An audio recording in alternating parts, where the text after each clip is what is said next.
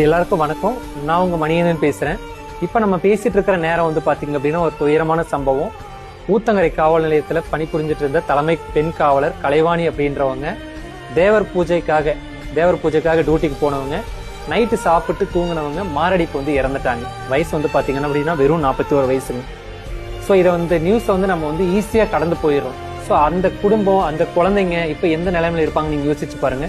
இது யாருக்குமே விதிவிலக்கு இல்லைங்க. ஸோ தலைமை காவலர்களா பணிபுரிஞ்சிட்டு இருக்க நமக்கு எல்லாருக்குமே வந்து இது ஒரு என்ன சொல்றது அப்படின்னா அபாய சங்குன்னு கூட நம்ம எடுத்துக்கலாம். ஓகே, ஏன் அப்படின்னா நிறைய காவலர்களை வந்து இப்ப இறந்துடுறாங்க.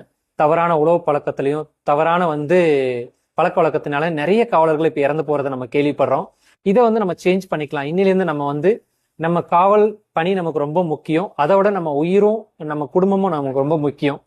ஸோ பணியில வந்து நம்ம வந்து சின்ன சின்ன மாற்றங்கள் நம்ம செய்ய ஆரம்பிச்சோம்னா நம்ம உடல் நலத்தை வந்து நம்ம நல்லா பார்த்துக்கலாம். இந்த சின்ன சின்ன விஷயங்கள் என்ன அப்படின்னா, நீங்க ரொம்ப முக்கியமா பண்ண வேண்டியது, நீங்க தண்ணி குடிக்கிறீங்களான்னு பாருங்க. தண்ணி கரெக்டா குடிக்கிறீங்களான்னு நீங்க பாருங்க. தண்ணின்றது என்ன அப்படின்னா, நம்ம உடம்பே வந்து பாத்தீங்க அப்படின்னா 71% வந்து நம்ம உடம்பு வந்து தண்ணியால் ஆனதுங்க.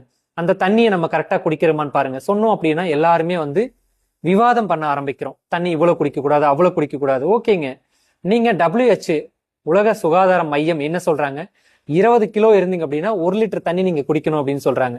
ஸோ நம்ம எத்தனை கிலோ இருக்கோம்? நம்ம 60 கிலோ இருக்குமா? ஒரு நாளைக்கு வந்து காலையில நம்ம சாப்பிட்டதுல இருந்து நைட்டு தூங்க போற வரைக்கும் ஸோ 20 கிலோக்கு 60 கிலோ அப்படின்னா 3 லிட்டர் தண்ணி நம்ம குடிக்கிறோமா அப்படின்றத வந்து நம்ம டிசைட் பண்ணலாம்.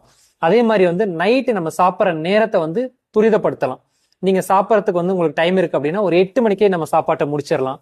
8 மணிக்கே நம்ம முடிக்கிற சாப்பாட்டை வந்து லைட்டான ஃபுட்டா, இட்லி, தோசை, சப்பாத்தி இந்த மாதிரி சாப்பிடலாம். நான்வெஜ்ஜு, பரோட்டா, ஃப்ரைட் ரைஸ் இந்த மாதிரி எல்லாமே அவாய்ட் பண்ணலாம். ஸோ வந்து பனி வந்து நமக்கு எவ்வளவு முக்கியமோ அதை விட நம்ம குடும்பமும் நம்ம உடம்பும் ரொம்ப முக்கியம்.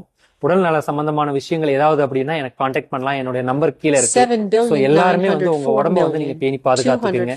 ஸோ இந்த மாதிரி ஒரு சம்பவம் உடல்நல குறைவால ஏற்படுற விபத்துகளோ மரணங்களோ வந்து நமக்கு இதுவே கடைசியா இருக்கணுன்றது என்னுடைய விருப்பம். ஓகேங்க.